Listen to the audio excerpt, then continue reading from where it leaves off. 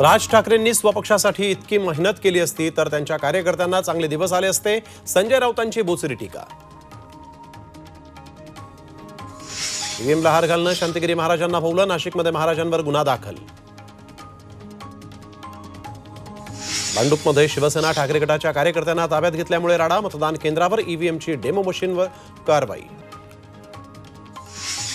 नाशिकमध्ये भाजप आमदार देवयानी फरांदे आणि ठाकरे गटाचे वसंत गीते आमने सामने. वातावरण तापलं, पोलिसांच्या हस्तक्षेपानंतर घोषणाबाजीवरच आवर. मतदान केंद्रात मोबाईल बंदी असतानाही धुळ्यामध्ये भाजप पदाधिकारी मोबाईल घेऊन मतदान केंद्रात, दोषींवर कारवाईची विरोधी पक्षांची मागणी. बोरिवली, ठाणे, डोंबिवली, पालघर, मुलुंड, मानखुर्द, धुळ्यात ईव्हीएम मशीनमध्ये बिघाड झाल्यानं मतदानावर परिणाम. भांडुपला वीज गेल्यामुळे बराच वेळ मतदान ठप्प. भिवंडी, कल्याणसह काही मतदारसंघात मतदार याद्यांमध्ये गोंधळ, मतदार यादीत नाव नसल्यानं अनेक ठिकाणी गोंधळाची स्थिती. भिवंडी, नाशिकसह अनेक मतदान केंद्रात कडक उन्हातही सोयीसुविधांचा अभाव.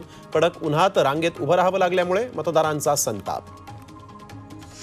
भर उन्हात अनेक ठिकाणी सोयीसुविधा नसल्यानं मतदारांना त्रास. याचा मतदानाच्या टक्केवारीवर परिणाम होत असल्याचा आदित्य ठाकरेंचा आरोप. मतदारांच्या सोयीसुविधा आणि त्यांच्या तक्रारींकडे लक्ष द्या. मतदानाचा वेग वाढवण्यासाठी प्रयत्न करण्याची फडणवीसांची निवडणूक आयोगाकडे मागणी.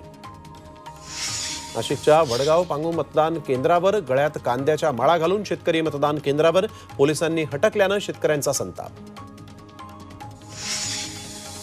ठाकरे गटाचे नेते आदेश बांदेकरांचा निवडणूक अधिकाऱ्यांविरोधात संताप. पवईतील मंदावलेल्या मतदानानंतर व्हिडिओ काढून राग व्यक्त.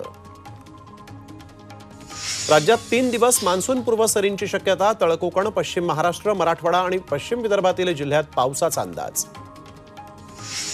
पुणे जिल्ह्याच्या हवेली तालुक्यात वादळी वाऱ्यासह गारपीट. वळती, शिंदवणे परिसरात उन्हाळी पिकांचं नुकसान.